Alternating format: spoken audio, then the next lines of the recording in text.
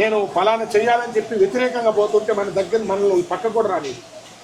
అంత శక్తివంతుడు భైరవ కోన. అందుకే పెద్దవాళ్ళు భైరవాత్రి స్తుతే ముక్తి అంటారు.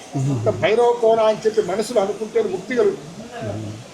మనం అనుకున్నట్టుగా ఏంటంటే మనం అనుకున్నాం వీడియో తీసుకుందాం కొందరు మా వ్యూవర్స్ మీకు మంచి వీడియో కావాలంటే కొద్దిసేపు ఉండండి అని చెప్పి. ఎందుకు అంటే సమయం రావాలి, సమయం రాని మనం ఏం చేయాలి.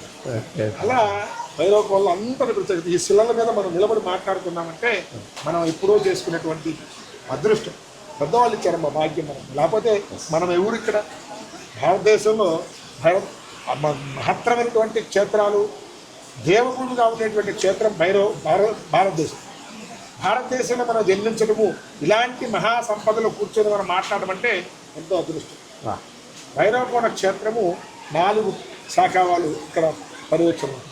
ముందుగా ఈ దేవాలయాలన్నింటినీ కూడా ఇక్కడ ఫలానా దేవాలయం ఇక్కడ ఉంది, ఫలానా సంవత్సరాల క్రితం చెందిందని చెప్పి దీన్ని ప్రాచుర్యాన్ని తీసుకొచ్చిన వాళ్ళు పురావస్తు శాఖ.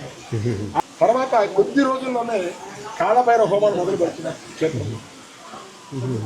అది ప్రత్యేకత. మీరు చెప్పండి.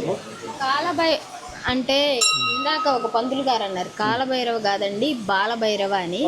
అది మాకు కొంచెం క్లారిటీగా. బాల కాల రెండు ఒకటేనా? కపాల ఉన్నత ఉగ్ర రౌద్ర భైరవుడు. అంటే మీరు ఏదైతే చెప్తున్నారో ప్రేక్షకులు అదే ఖాయం చేసుకుంటారు కాబట్టి. కాలభైరవ స్వామి, కాలభైరవుడు, కాలభైరవుడు అని. అంటే కాలభైరవుడు అంటే చిన్న పిల్లలాగా ఉంటాడు. అదేలేండి కాలభైరవుడు ఏంటంటే అంత ప్రత్యేకత. మనం ఆ విగ్రహాన్ని చూస్తేనే, మీరు ఆ విగ్రహాన్ని పూర్తిగా తీసుకోండి. ఆ విగ్రహము హస్తంలో ఉన్నటువంటి కపాలము కింద కారేటువంటి మధుపాన్ని తీసుకునేటువంటి శునకాలు. మీరు ఆ విగ్రహాన్ని బాగా చూడండి.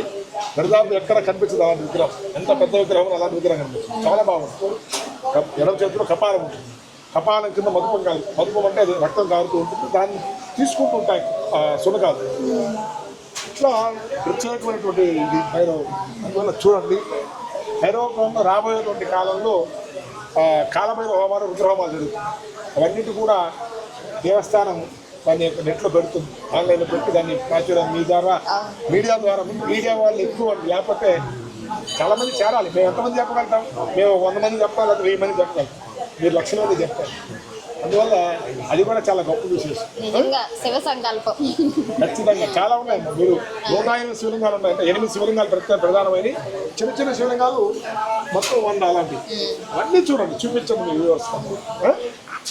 ధన్యవాదాలు. కార్తీక పౌర్ణమి